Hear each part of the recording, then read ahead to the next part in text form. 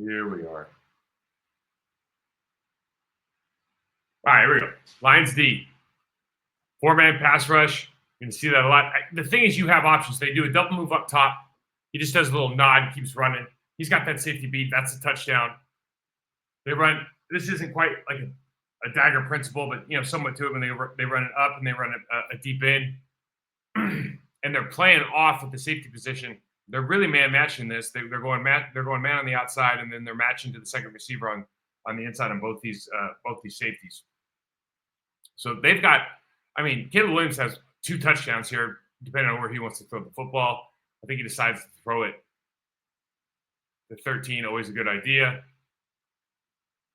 Touchdown. So the plays are there to be made. They will play a 4 and a 5-man front, just walking the linebacker down the line of scrimmage.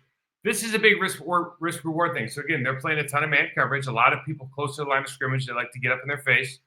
They've got that single safety deep. And look, when you've got 5 across right here and empty, and you've got 5 guys in man, only one guy has to get beat. This is just kind of like the offensive line thing. Only one guy's got to get beat. You look like crap the entire day. Well, right here, Brian Branch gets beat by DJ Moore on a inside move with a fade for a touchdown. And it's like, there's really no defense to that against man coverage unless you actually are just gloving the guy up. So they ask a lot out of these guys, and so they're going to give up some stuff, especially when they're down. They're throwing the football all the time. It's just kind of one of the downsides, I suppose, of being a good football team offensively.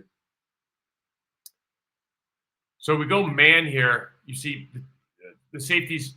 We got a corner in the back. Excuse me. We got a receiver in the backfield. So we got a corner in 21.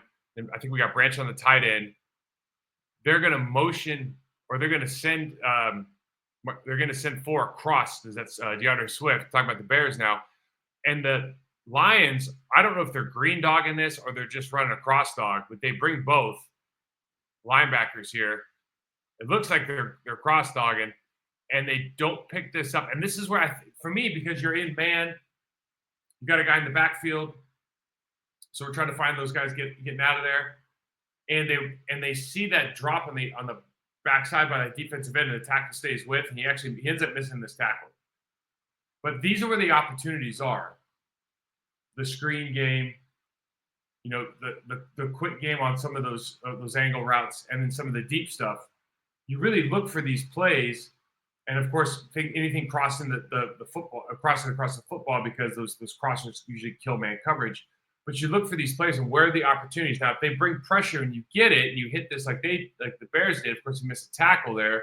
These are huge plays in football games, and they're available a lot because the Lions are not afraid to bring pressure while chasing man. A lot of guys zone blitz. These guys will man blitz. They're not afraid to do it. So just, this is a tough ask. You see the single high up top. You got a 3-by-1, and they're running crossers, and all they're just trying to do is get this guy. They don't even have to pick. Now, the Bears ended up picking this guy. Komet picked him, I think, late in the game for a big play, take away a big play. But there are just plays to be made there all day if you're running across the football field. That is a really tough ask. Usually the corner's playing a little bit of outside leverage, so they've always got they're a half step behind. These are things that are going to be available. Again, I think what the Lions, generally speaking, do pretty well is they rally to the football, they tackle, and they're basing themselves on that premise that they can get that stop that they need over the course of an 80-yard drive. You see they got the 5-man. I really think one of the keys to the game is that they got the 5-man front here. I think one of the keys to the game is just being able to win on the edges.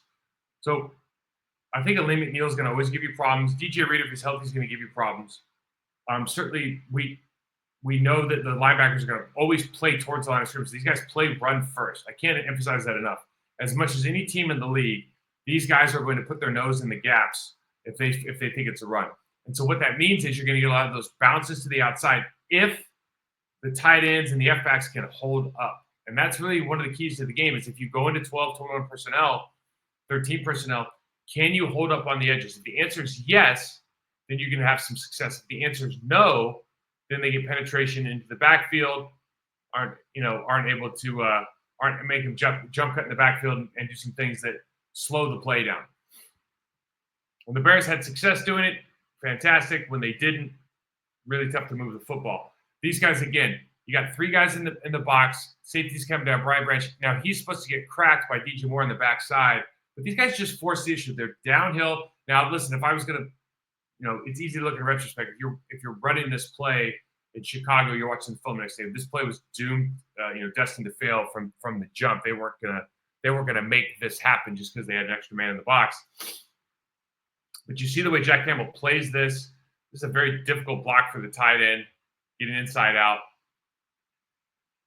And they're just always forcing the issue. So how can we defeat that? Well, you've got your double team, you got your gap schemes, you got your pin and pulls, you got your outside tosses, right? Things that can adjust to linebackers through, can adjust to movement, allows you to kind of cut the defense somewhere. Now, we did that a lot backside last week by going into motion and then, putting Tucker Kraft or somebody back split flowing against the grain and deciding maybe we're split flowing against the D tackle or the D end, but we're already running that as a lead, but keeping that extra man always, or being able to cut that defense on the backside. So you either keep the man, you keep a plus man play side, or you cut the defense on the backside.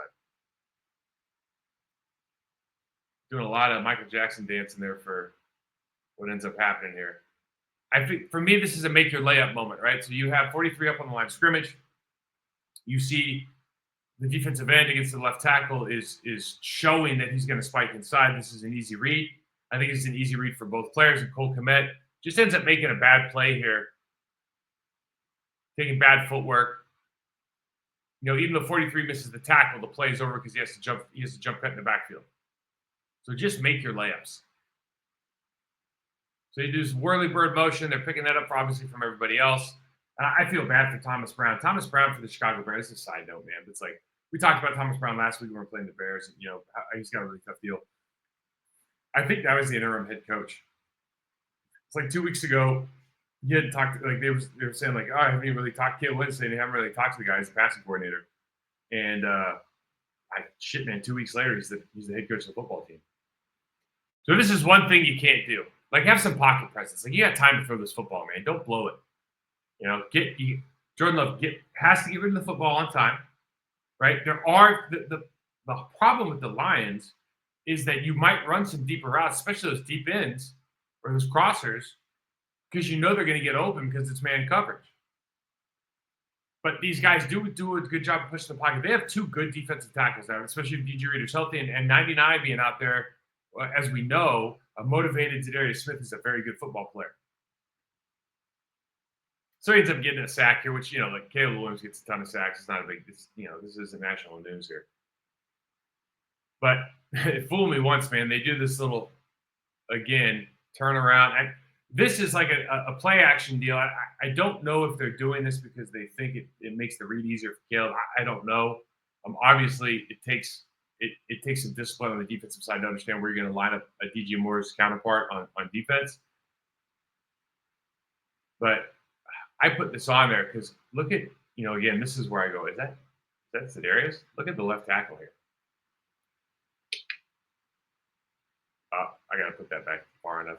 I'm having a little skipping screen here, but you got to see this. I mean, this guy absolutely gets. This is a tough sport. I mean, he just absolutely dump truck. I mean, Z's out there to play. He's not a contender. He knows it. He's going to be motivated. Spin move here. Ends up getting in. And this is what you always like to see if you're a player or a coach, member of the organization. Like, just you got to match the intensity of the Detroit Lions. The Detroit Lions play. If you said one thing about them, they just play hard as hell. I mean, they really love playing football for Dan Campbell and the staff. They love their city. They have a great relationship with the community, and you just see the pride. It almost feels like to me like a high school football team in the sense that this is the way that the relationship with the community, the way they've embraced, but also just the selflessness that these guys play with. They are for as many stars they have in the team, a very selfless group. It starts with guys like Amon-Ra St. Brown, obviously, and some of the success these guys have had individually helps to build that. But